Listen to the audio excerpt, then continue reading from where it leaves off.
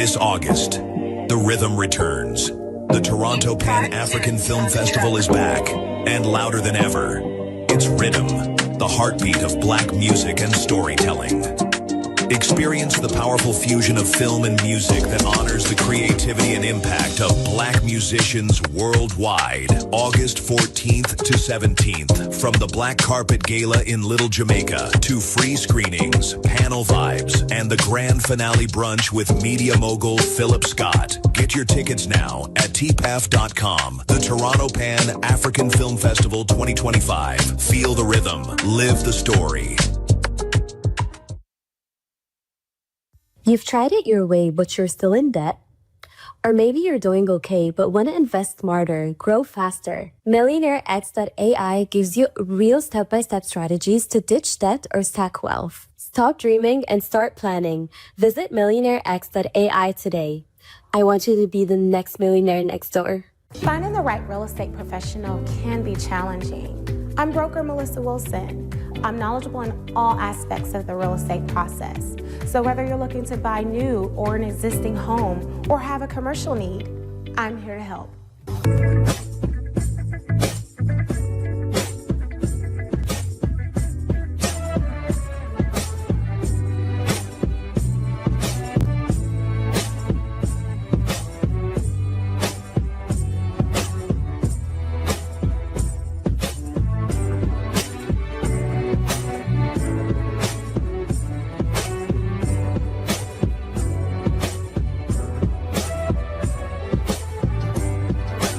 Let's stop acting like we don't see how this game is played. If you tired of folks throwing shade with a smile and keeping you boxed in with that slick behind-the-scenes racism, it's time to upgrade your survival skills. See, Phillip Scott dropped more than just knowledge. He handed you a playbook with passive-aggressive racism in the system of white supremacy. This ain't the in-your-face kind. This is that sneaky, office space, let-me-block-your-blessings type of racism that'll have you questioning your own reality. It's time to call it what it is and arm yourself with the facts. But baby, don't stop at just peeping the system. Break those mental chains too. That's why you need 7 steps to decolonize the mind. This is about freeing yourself up top, walking in confidence, and letting the world know your mind is not for rent, lease, or layaway. It's time to reclaim your power step by step. So don't just watch, take action. Click over to Amazon.com, type in passive-aggressive racism in the system of white supremacy and 7 steps to decolonize the mind, and secure both books for yourself, your crew, and anybody ready for that mental liberation.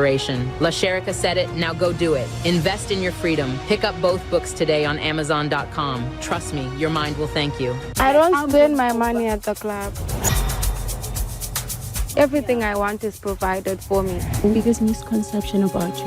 Nothing. It's all true. It's all true. It's all true. If you hear something, believe it. You want to get married now? Do you feel like you're that? No. It is by choice. It's by choice. Who inspires me?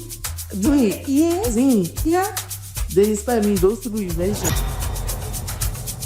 I date mostly like married men, because I don't have that type of time for you. Oh, yeah. And you are married, you don't have that type of time for me. What do you think it is that the wives are not doing? I love this question. They're not really being loved properly. When you stay with someone for so long and you feel like, oh, I don't really have to do much. Don't ever be comfortable around a human being. They can switch. His wife, one day I just make 11 o'clock, I'm like, she's like, my husband can't control himself, and you as a woman, you can't. I said, Mama, you can't even speak English, like, I can't even understand, like. Yeah, I can even speak English because of, that's why. Yeah. I don't even speak English sometimes. I wouldn't say it was a sugar daddy or a blaster. But I had a thing with someone that was giving me a lot of money. Every day he was sending me money for lunch. Every day is when you go to work? Exactly. Shout out to the slay queens who are getting their thing without having to sell a thing, Yeah. Trust me, you can get whatever you want, once you put your mind to it. Watch Slay Queen only on the African Diaspora News Channel app. From November 14th to 21st, we're inviting you to join us for a powerful trip to Ghana. This isn't just a vacation. This is a chance to walk through the same places where many of our people were captured held, and shipped off into slavery. So don't wait. Secure your spot today. We're making history by walking through it. Will you be with us?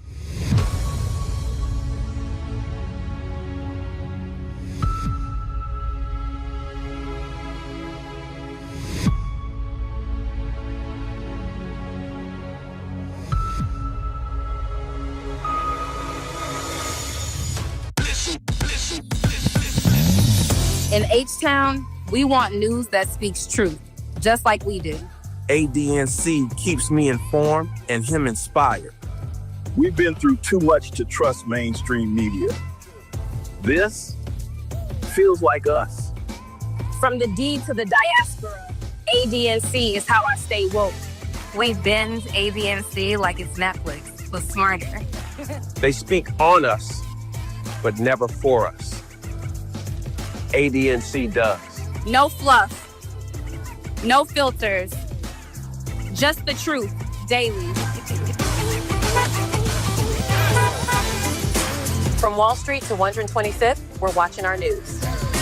Download the African Diaspora News Channel app today to stay connected to the culture.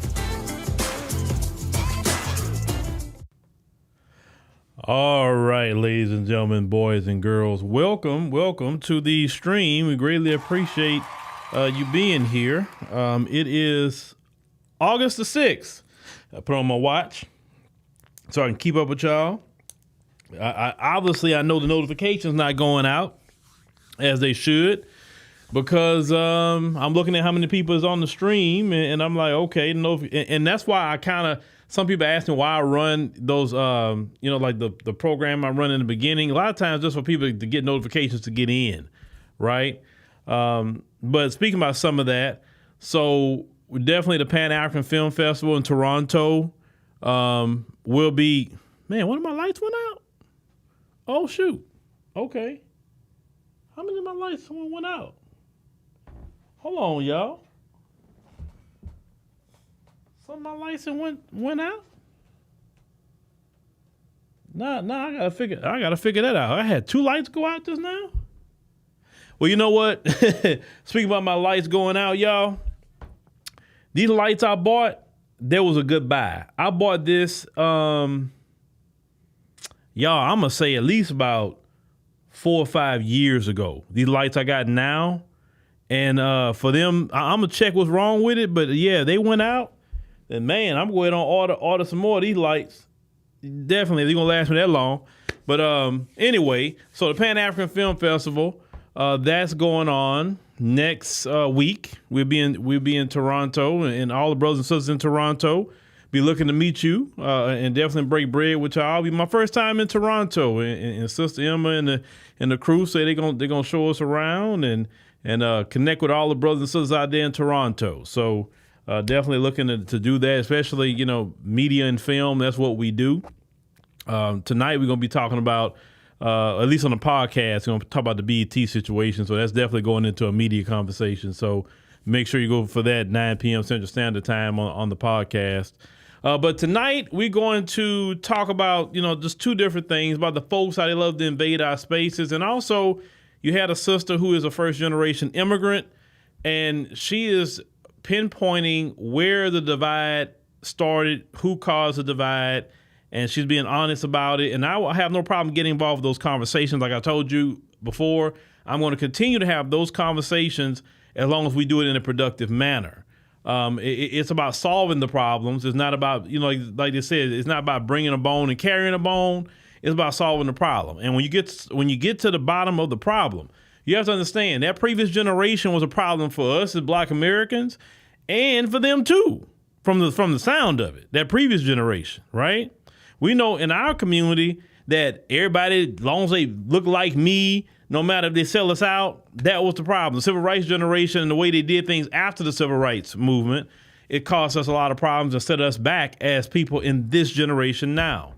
So we're going to get into that also a little later. Those of you who come with us to Ghana, just make sure you keep up with your payments. Those of you who like to go, say, man, I just want to break out this country. I want to go with y'all. Well, choose $199 down, a deposit, and you just make your payments. It's November 14th through the 21st. Also, thank you for joining us on the ADNC app. Speaking of that, Slay Queen, one of the first episodes out of Nigeria, that's been filmed. That's about to be edited and probably be released possibly next week. I just have to wait till my trailer person comes back. She's on vacation. So that should be dropping possibly next week. And then the plan after that is to do of course, go back to Slay Queen South Africa. And then we should be starting Slay Queen Kenya this year, right? So we expanding Slay Queen. So that's good. That's good. But let me check with y'all. I know school is starting next week. You say you didn't get no notifications either, and you just checked it yourself. See, that's what I'm talking about. Y'all have to come on your own. They're not going to give notifications. You got to come on your own. You got to say, let me see if he's streaming or not. Just check. I'm mostly streaming 7 p.m. Central Standard Time on this platform. Now, the weekends, I'm not streaming, but we got a lot of program going on the on the weekends, because it's the things I have to do. Ooh, Lord, I don't know what happened there. Give me a second.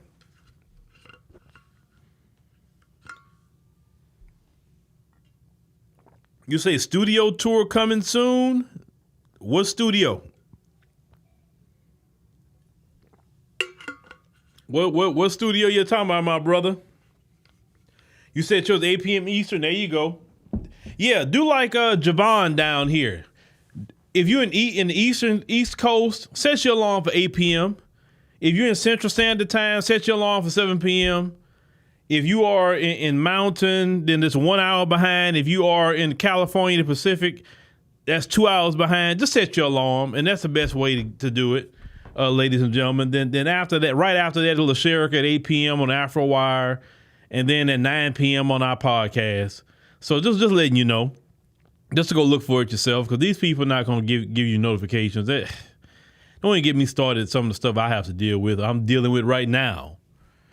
But anyway, let's go ahead and get into it. We're not going to talk about that stuff too long. All right. Because I'm looking at how many people's on the stream right now, and I know people not getting any notifications. I can look at it and tell. All right, so maybe they'll catch on the replay, and then I get notifications from people telling me, hey, man, how I missed this whole stream? I ain't get no notifications. Don't even ask me. Don't ask. All right, so this first video we want to look at of this sister in the gym. She getting her workout on, okay? Now, I'm not going to be able to play the music because, the music how it is on YouTube, but we can just go ahead and look at this together and narrate. But I want y'all to see something. Make sure I put that sound on. I'm going to turn the sound all the way down. Yeah, here we go. All right, so let me go ahead and cue this up real quick. So this sister right here is, she's about to get her workout on, okay? Now, if you look and see, she's clearly standing in front of that weight bench, right? And she's about to get her workout on. Then you see I don't know, the white woman just go right behind her and just go look. So go check this out. Now you clearly see the sisters there working out right in front of that. Now I want you to see how ridiculous it's going to be. Pay attention. The woman literally sits down in front. Okay. Now the sister standing there, you literally bending down in front of this sister, right? Colonizing the weight bench. Out of all the equipment in that doggone gym, you want to colonize the weight bench. You clearly see this sister there. And she still... See, white America, let me tell you something. This is why people be getting tired. Because there's no way if I see a man standing there doing the exact same exercises in front of that bench, first of all, I'm going to assume he's just standing in front of that bench because he about to use it anyway. I'm not going to go and sit on a bench in front of a man, like behind a man, and he's exercising. You understand what I'm saying? This don't make a bit of sense. And she goes to like, and this why this, I mean, come on, man. Like let's look at that again. You clearly see she's there. Clearly see it.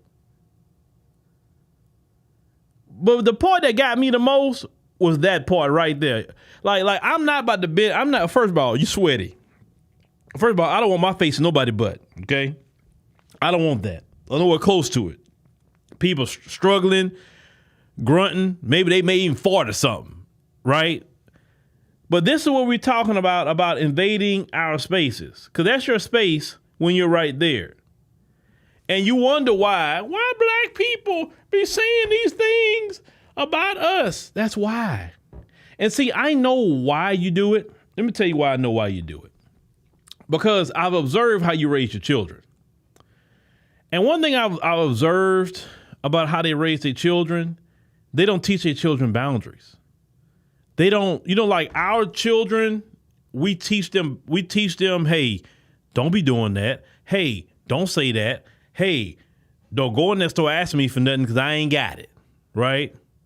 Don't go in that store embarrassing me or it's going to be a problem.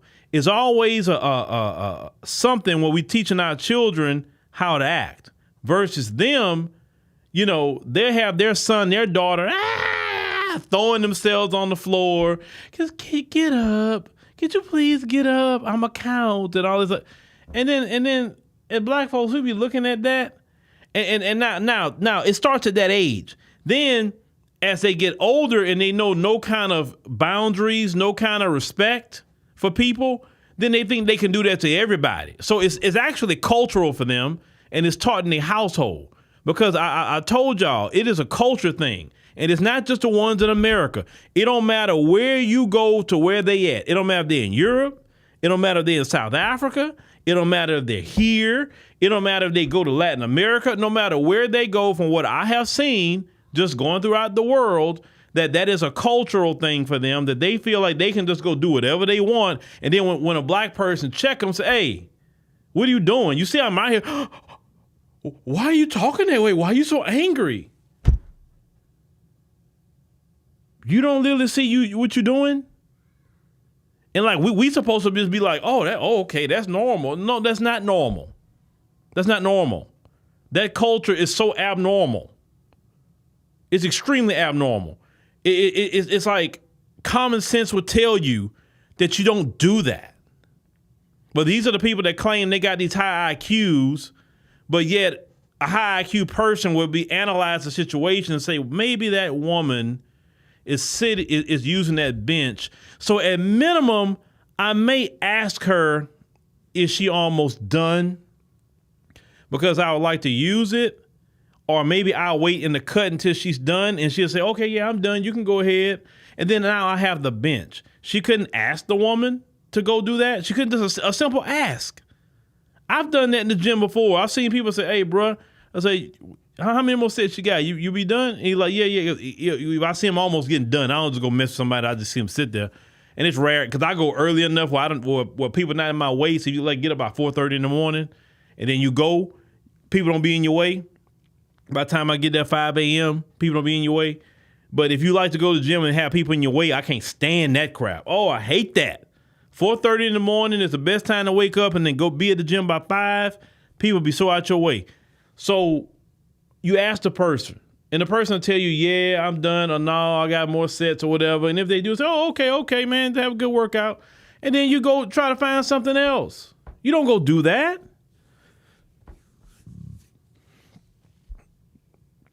Yes, and Cynthia say there's not only no boundaries, there's a lack of respect.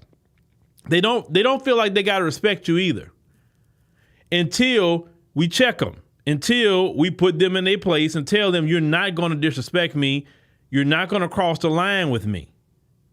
That's kind of like that Cincinnati situation. And I just haven't had a chance to put my spin on the Cincinnati situation. But the way this society works in their culture is that they can start something, but when we finish it, that's a problem. It's like they go start a fire, they get burned by the fire, and it's somebody else's fault why they got burned. So black folks aren't supposed to set boundaries. Black folks aren't supposed to defend ourselves. We aren't supposed to do any of that. We supposed to y'all have to understand. This is not 1625. You cannot put hands on black folk anymore and thinking we just got to sit there and take it. Our ancestors had to take a lot of that. We don't. Okay, if we get arrested for assault, it is what it is. Right? But everyone has a right to self-defense. Like they say, like the people say, I'd rather be judged by 12 than carried by 6. You don't sit there and let somebody hit you and you don't defend yourself. You don't start nothing with people, but like I was told growing up, you don't start nothing, son, but you go finish it. It doesn't mean you go finish it means right then and there. It doesn't mean you go be premeditated and go get something later. That's not what I'm talking about. If somebody hits you or try to hit you, you have a right to defend yourself. No, you don't have a right to stomp them to the end of their life or nothing, but you have a right to neutralize the threat. You have every right to neutralize the threat. Because if you hit them and they get you, well, you started it with them. They had a right to self-defense. It was justified. Whatever he did was justified because you hit them first. It was on camera, you see. Because one thing we're not going to have this two-tier system of justice that you can hit black people and we got to take it, but if we hit you, you can take our life and it's justified. No. And I know y'all having a hard time dealing with these demographic situations. I know your numbers are declining. I know y'all trying to get more people to work ICE. You're giving a $50,000 bonus and all of that. But let me tell you something. Trump not going to be in office long enough to finish anything. He's not. I mean, 4 years is not really much time. It's way too many. You can't turn around decades of unchecked illegal immigration in 4 years. You can't do it. There's no way humanly possible to do it. You would have to have what Trump is doing for decades for it to even put a dent in it. And the next president, whoever that may be, he or she, I seriously doubt they're going to continue it. I seriously doubt it.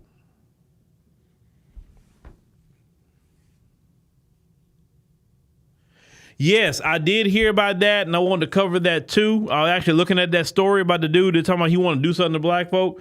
Well, it's like I heard he got the FBI got him for that. I guess maybe they got him for his own protection, beyond which, because if he can go try it with black folks, he want to. But yet he was doing that. He was doing that talk on X, right? I'm like, don't talk on X. I mean, just whatever you're gonna do, man. Don't talk. Like most people that I know that's about the business, they don't talk on the internet. Most people that's about their business, they do no talking. Whatever it may be. If they serious, man, if their job isn't the internet, they don't do no talking. You can't take people serious that all they doing is talking what they gonna do, talking this, talking that. Why do y'all think y'all see me just do something all of a sudden? Like, man, why he did that? I don't even talk about it. Not to my circle, yes, but I don't talk about it to y'all publicly. Why? Because when you're serious about something, there's nothing to talk about. You just do it. Whatever it may be. And that don't have to be nothing bad, right? And I was raised to let your left hand know what your right hand is doing too.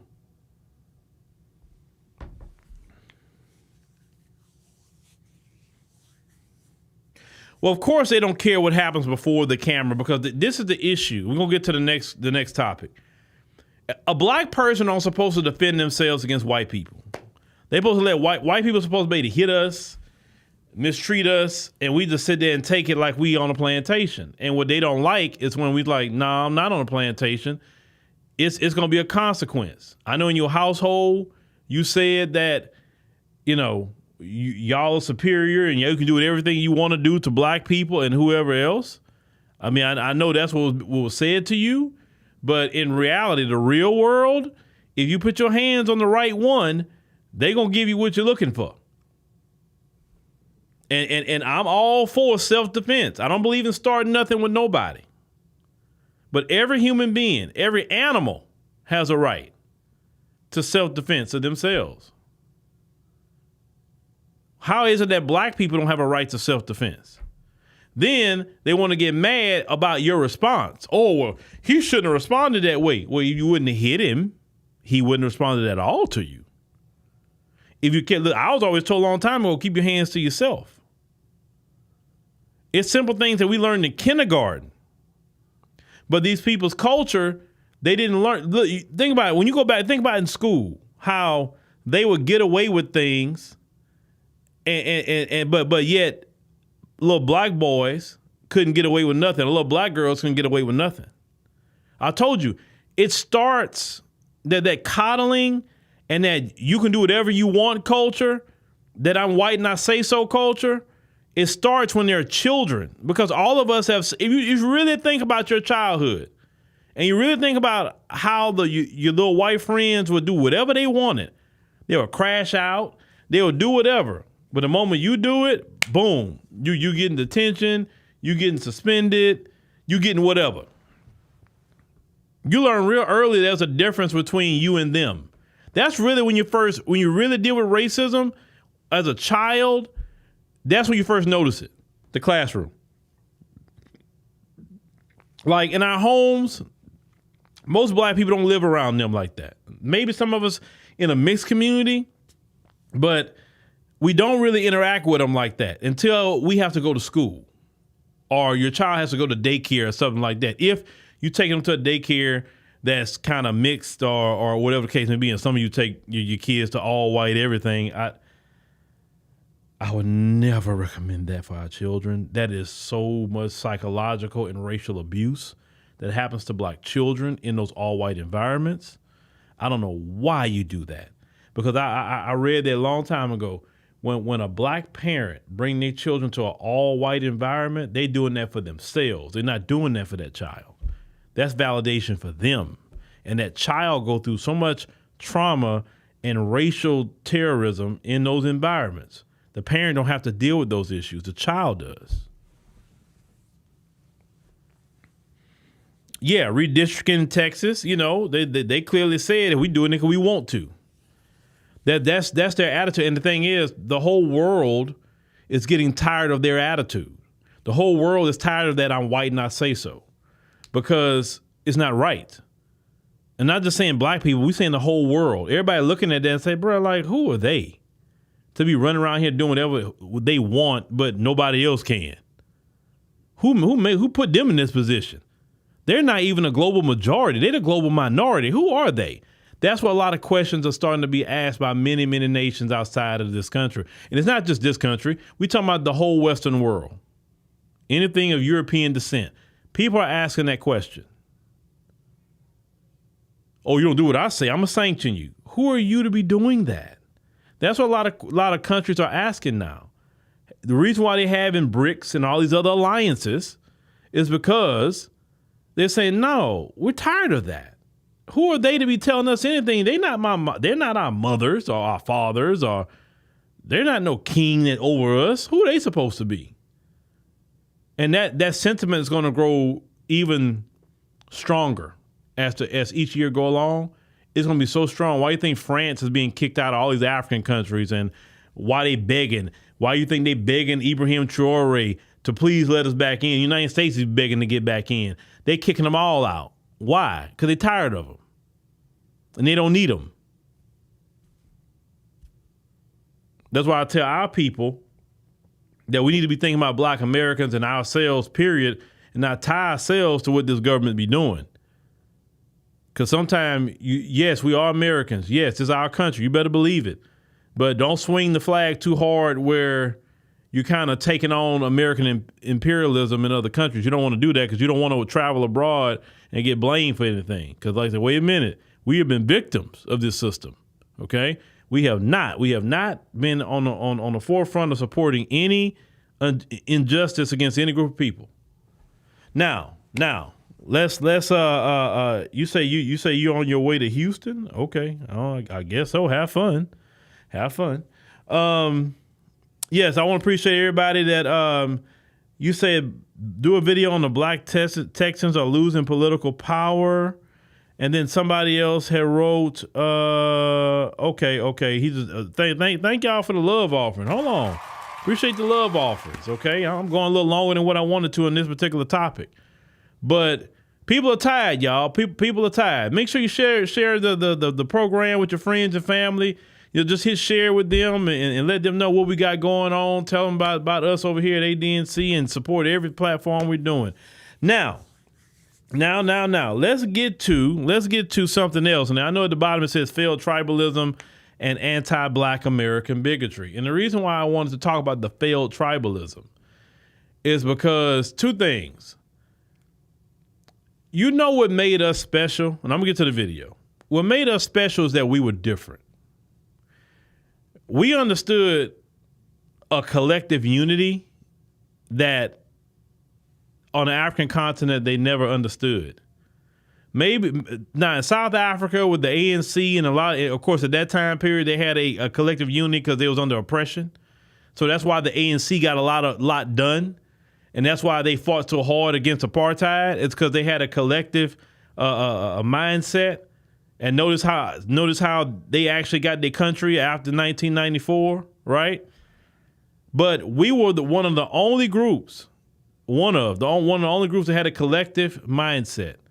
And because we had this mindset that, hey, you black like me, we all black in America. It don't matter if you're in California, New York, it don't matter if you're in Texas, Louisiana, Georgia, we all one team, right? Yeah, we may got issues and problems, but when the rubber meets the road, we know how to put all them issues and problems aside, and we know how to unify. That's why J. Edgar Hoover said the most dangerous thing, the most national security issue for America is Negro unity. He wouldn't have said that if that was not true. And this is why we got so much done. You understand? Some of you need to understand who we are and what we have done. This is why we have went from the plantation field to where we at today, is because we had a collective unity and we had being one people and moving on one accord. That made us special versus other places. Now, I have a big thing about tribalism. I call it failed tribalism, because if tribalism really worked, nobody would have to immigrate here, especially if you're in the continent for sure. You wouldn't have to immigrate here because tribalism is a failure. It does not work. In the African continent, there's no such thing as Pan-Africanism. That I can tell you.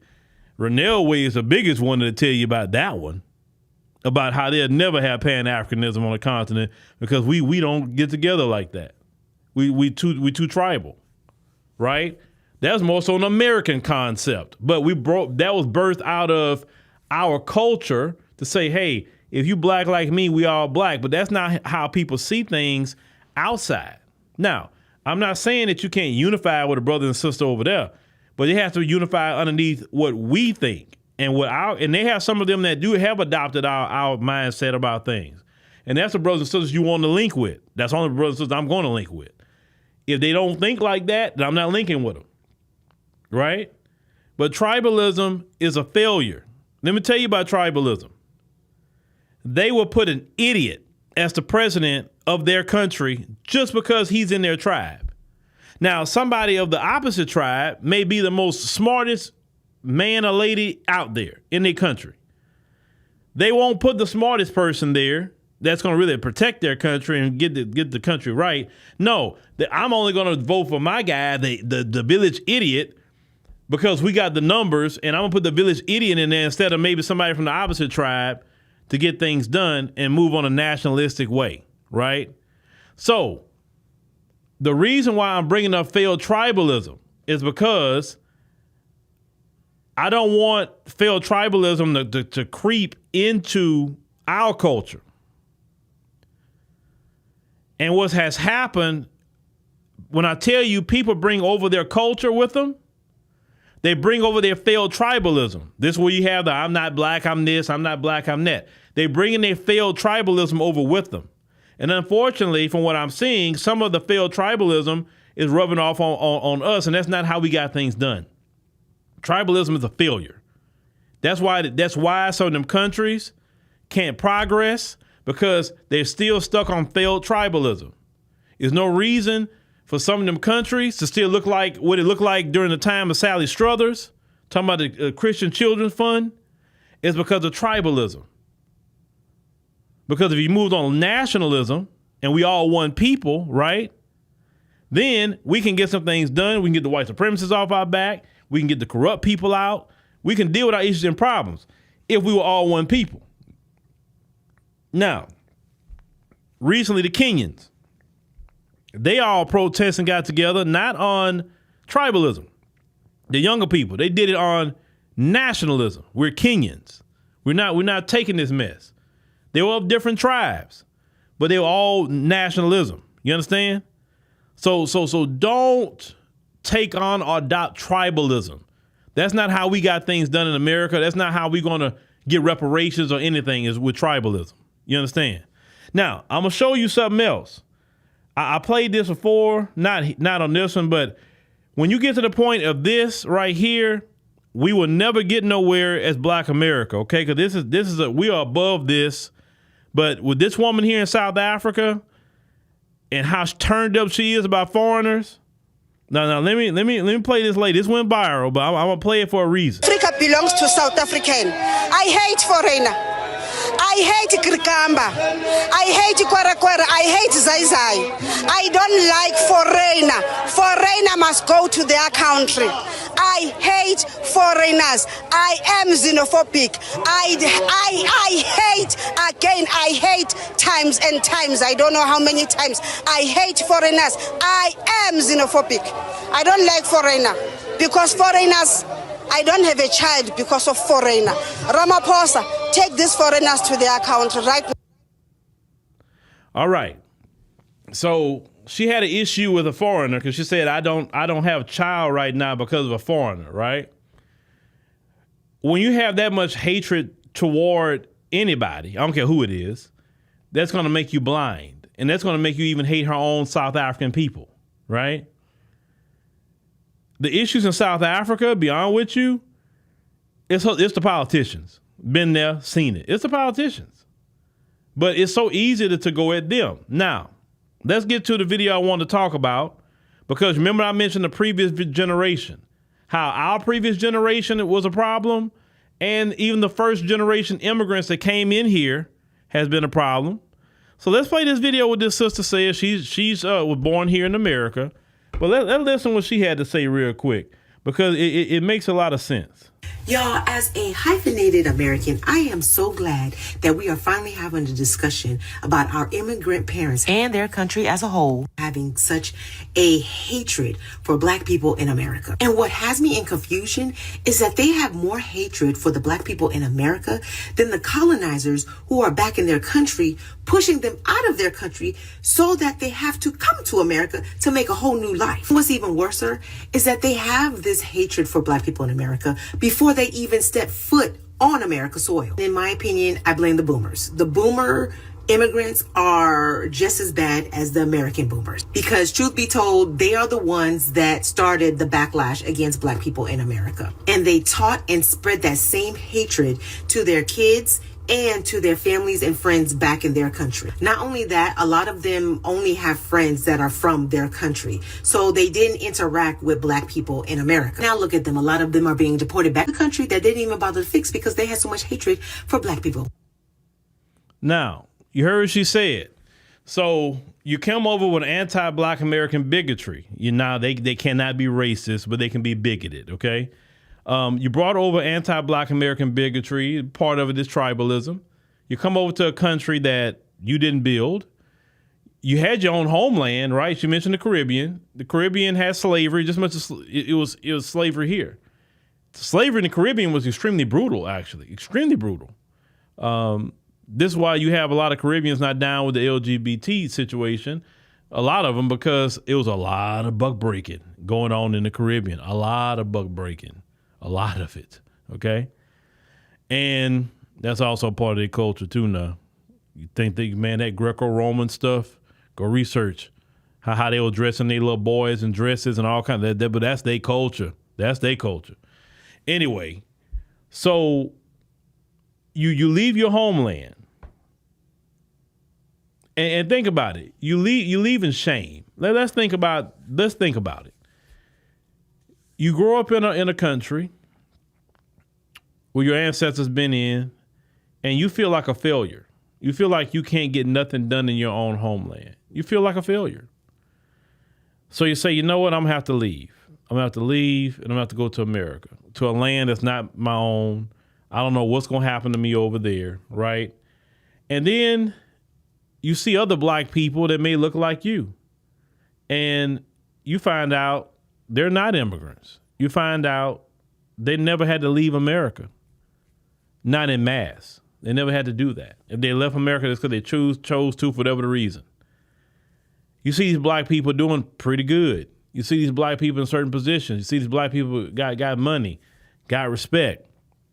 And a lot, just one thing I know about black folks, and it's a global thing, black folks are jealous of each other when we're doing better. And I'm going to tell you what some of it is. Some of it is just downright jealousy because we're doing better. Some of it is that because of our collective unity, we got a lot of work done. And you think sometimes that, hey, people appreciate what you do. Sometimes people resent you when they didn't have to work for certain freedoms. Because think about it, I would say the majority of them know. Don't let them lie to you that we the reason why they even being allowed here. And so they two things happen. I'm embarrassed. I have to come over here. So then what I try to do, because I'm embarrassed, now I have to feel like I have to look at the bottom 10% of Black America and compare myself to the bottom 10% of Black Americans. So if I get a degree, if I get a business, if I buy a house or a car, I'm going to say, well, I'm doing better than Black Americans, but you're only looking at the bottom 10% of Black America. You're not looking at the rest of us. They're like, what's a car? I got 2-3 of them. What's a house? I got my house and a couple of Airbnb houses. Like, what's a house? A degree? I got about 4 of them. What's a degree? They never compare themselves to that section of Black America, right? So they compare themselves to the bottom of Black America. And I will tell you from experience, the bottom of Black America still live better than where a lot of them come from. So they can't even really look down on the bottom of Black America because the quote unquote projects is luxury compared to some of the slums that they live in. You understand? The quote unquote projects have lights all the time unless they didn't pay their bill. The quote unquote projects, their cell phone service work, the internet work. You understand what I'm saying? And the quote unquote projects. I'm telling you what I've seen. So even comparing, think about it. That's why I tell you, stop getting mad at them when they're trying to say they're doing better than Black Americans. Because yes, if you're comparing yourself to the bottom 10%, and okay, why do you feel the need to compare yourself to the bottom 10%? Because you feel less than, okay? You feel less than, you don't feel equal. So this is why you have to come, because you came under the guise of I failed, especially as a man. Women is a lot different, but as a man, you feel like you failed. And when you are a failure as a man, it doesn't feel good, especially when you're supposed to be looked at to protect society and all of that. It's worse, I think, in my opinion, when a man flees than when a woman. Women, it makes sense. Women and children, but a man that fled, and then this man wants to come over here to America and look down on the why don't he look at white people? He'll look Hispanics or anybody else. No. He wants to compare himself to the bottom 10% of Black people. At the same time, like this sister said, the children like herself are taught, hey, compare yourself to the bottom. Look at what the bottom does. Oh, we have a better culture than the bottom 10%. They never compare themselves to any of us that's doing well. If you notice that. And it's not a us problem, it's a them problem. Because they have a low self-esteem. A lot of them come from failures, okay? And so that's what they have to do to make themselves feel better. And they resent us, even some of them resent us, even the bottom 10% they resent. Oh, why is she dancing like that? Why is she dressed like that? But yet while you're doing the same thing. Well, my culture is better. Why are you comparing yourself to the bottom 10%? We have a lot of Black people to compare yourself to, and you don't even try to touch those Black people. You don't even look at those Black people, right? You don't even want to talk to them. Understand? So this is why I've been telling you, hey, leave them alone, because at this point, if you leave them alone and just do us, they're now getting it. See, when delineation happened, everybody's getting it now. Everybody. You hear Hispanics making confessions. You hear other brothers and sisters in the diaspora making confessions. Even the whites are making confessions. Ever since delineation, sometimes you don't have to scream, yell, fuss, and argue with nobody. Sometimes, as I said earlier, you just got to move. Because look, like my mom told me a long time ago about women and people, and just people like that in general. She said, sometimes you hurt a person more by not saying nothing to them. I said, why? He said, because even if you're arguing with them, you're clowning them, you're roasting them, right? And you're getting them, but they're craving your attention. And they craving your attention as long as you're talking to them. When you shut a person down to the point like, you're not relevant, I don't care what you say, I don't want to talk to you. You could yeah, I'm good. I don't even hear you. Let me focus on this and that. That's worse to a person than you arguing with them, that you're clowning them. You're thinking, I got one up on them. You're giving them attention that they never received before. Y'all have to understand, we are the people that get the most attention throughout the world, right? We can go places and everybody say, oh, you're a Black American? Oh, man, and flock to you. I've seen it with my own eyes. I've experienced it. We get a lot of respect as Black Americans. Why? Because we have been respected because of our culture. We've been respected by our fight. Everybody know what we have done. So people respect that. You understand? And we got there through collective unity with Black America. So we don't need to take on like that South African lady. We don't need to turn into her because she's not getting nothing done talking like that in South Africa. South Africa has a lot of problems. Oh, they got their problems. And unemployment is a big issue for them, crime and all kind of other things. Her screaming about a foreigner is not going to fix the unemployment. It's not going to fix the crime. It's not going to fix the issue with the land with these white folk. It's not going to fix any of those major issues for Black South Africans. And what's worse in South Africa, Black folks are 80% of the population. They should not even be dealing with that issue. I tell people all the time, if we were 80% of the United States, do you really think we'll be in the position that we are now? Answer me that question. If we were 80%, our people, our culture, and we were 80% of the United States, do you really think the problems that we deal with today, we'd be dealing with them?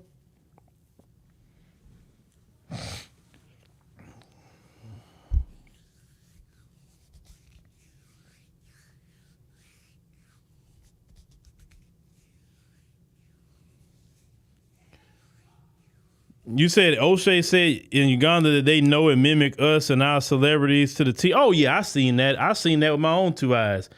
Like South Africa, they dress like us, talk like us. When I pass by their lounges and clubs, they're listening to our music. They listen to their music too. Don't get me wrong. I like Amapiano. I like that.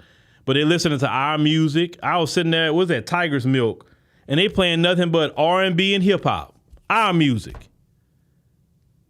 When I was in Turkey, our music, people dressing like us. You know what I'm saying? Any African country I've been in, I've seen people, the women, mimicking everything Black American women are doing, from the lashes to the baby hair to the lace fronts. Some of them need to work on their lace front and get them sisters to help them with that. But anyway, they are mimicking the same aesthetic that Black American women are the leaders of the Black world when it comes to women. Sorry, they are. And sometimes Black American women are attacked for it, not because Black American women put themselves in that position, but they are the leaders. I see just about every woman copying her style. Same thing with Black men, Black American men. They copy our style. All in the African continent, all in the Caribbean. Just the weird part is when somebody say, you don't have no culture while you literally looking like us completely from head to toe. Matter of fact, in South Africa, they like to say the N-word. And like I told y'all that story before, I told one of them, that don't even sound right with you saying that, especially with that, your accent just throws it off. And you don't even have you just don't have the soul to say it. I told them, I say, man, say something else. Don't say that, bro. It just, but it's not about the N-word. It's the fact is, that's how much they are involved with our culture. You're saying the freaking N-word. And then when you go, man, they trying to talk to you, impress you a little bit. You know what I'm saying? Some of them try to. So how did that happen? That happened because we didn't have no tribalism. We didn't teach our children to have a hatred for Caribbeans. We didn't teach our children to have a hatred for Africans. We were walking around here with African medallions. You know what I'm saying? We was always teaching our kids about South Africa. My grandmother taught me about South Africa and Mandela. You know what I'm saying? I always taught us to respect Africa. That's the motherland. We never taught to have any hate for any black person. We had love for black people, no matter where they come from. But when people come over here, they bring their failed tribalism and they start that mess, and then it throws us off. We're like, what is that? Like, what you mean you're not black? What are you talking about? But understand, don't fall into their failed tribalism unless you want to end up like them. Failures. Having to leave somewhere and go somewhere else. Because there's countries like Nigeria, millions and millions of Nigerians, and you have to leave to go somewhere else. But you're dividing yourself from Igbo, Yoruba, Fulani and all these different. You're dividing yourself instead of saying, hey, we all Nigerians, man. And look, the one time they fought and the one time they got something done, guess who they was inspired? The NSARS protests in Nigeria, that was young people. And guess what got inspired? Who inspired that? Black America. They say they mimicked what they saw during the Black Lives Matter movement. They took it to the SARS police force. And what happened? They had to end it. So even mimicking our movements, young Nigerians got something done. So that's why I tell us, we don't need to mimic their tribalism. We just need to stay within our Black America.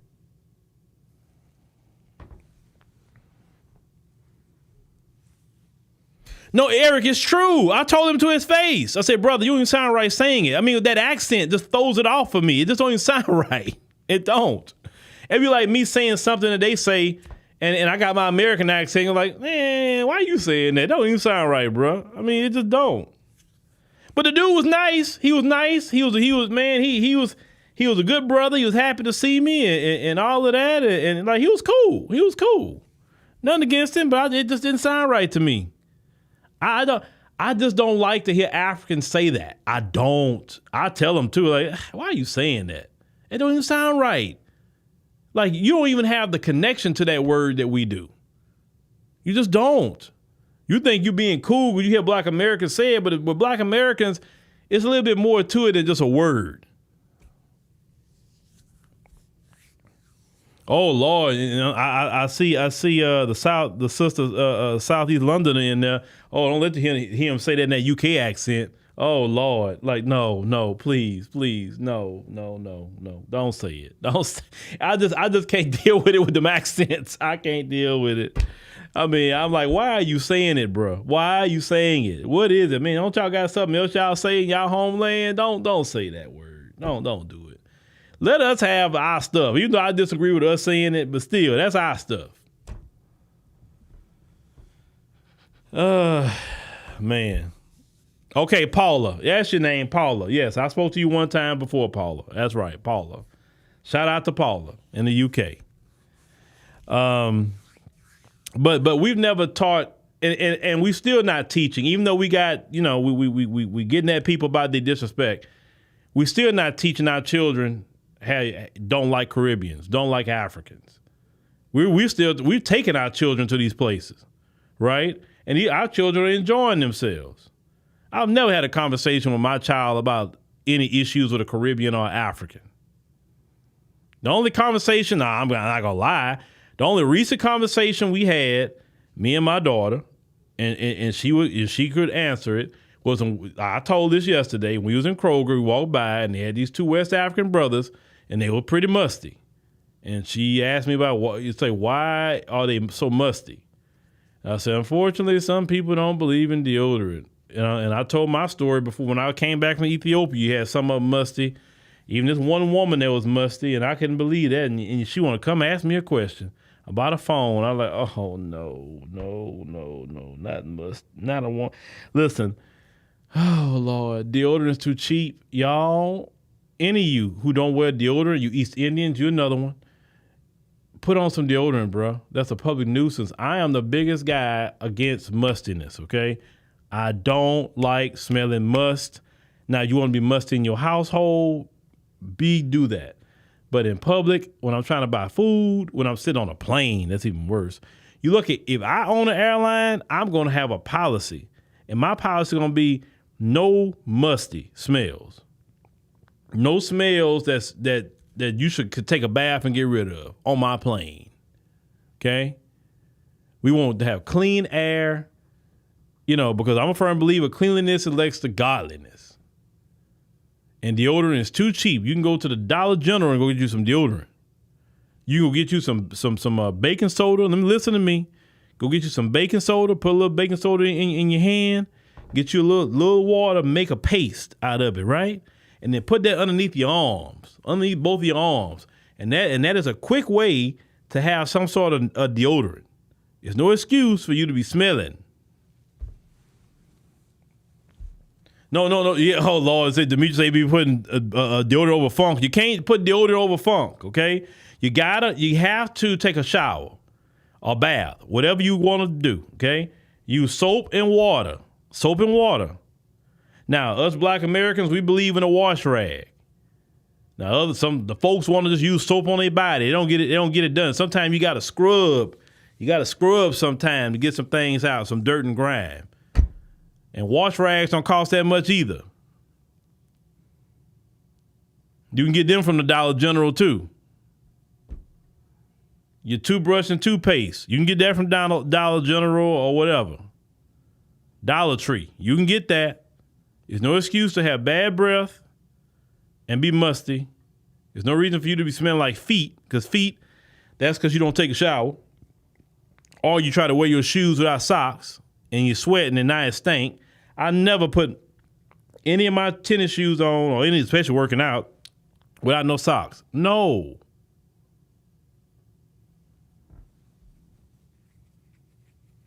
Whatever body wash they use. I don't care if it's cocoa butter. I don't care if it's cool water, Egyptian musk. I don't care what it is. Use something.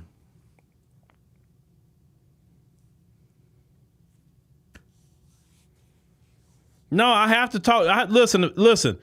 There's not many Black media platforms of this size that would be discussing hygiene. And I'm telling you because I smelled this stuff. And every time somebody's musty, I'm going to come tell you about it. Because maybe if I keep telling y'all about mustiness, people will actually start buying some deodorant and using that junk.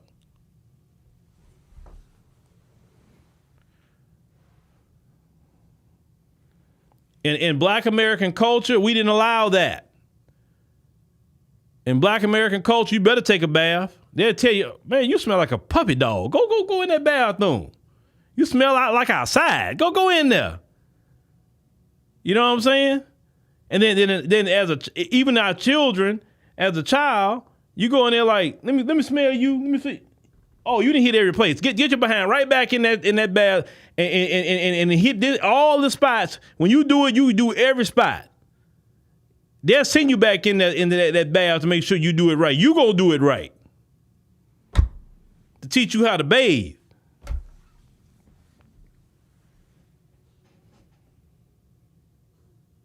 So to all y'all throughout the world that don't believe in bathing, I'm gonna tell y'all this.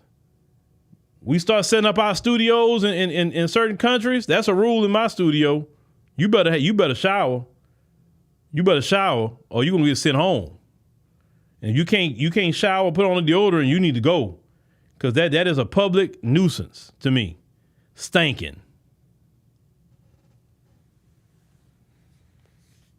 And no, we're not about to be sitting up here spraying, what is this, Ozium. I like Ozium. We're not going to be spraying Ozium to cover up your must. No. We're not doing it. But anyway, that's my rant about mustiness tonight. Put on some deodorant. Y'all across the world. And y'all in America too who don't like to wear deodorant. Because some of y'all, cause somebody passed by earlier that I was in Home Depot. It was a white man and his behind was so stank. I said, oh my God.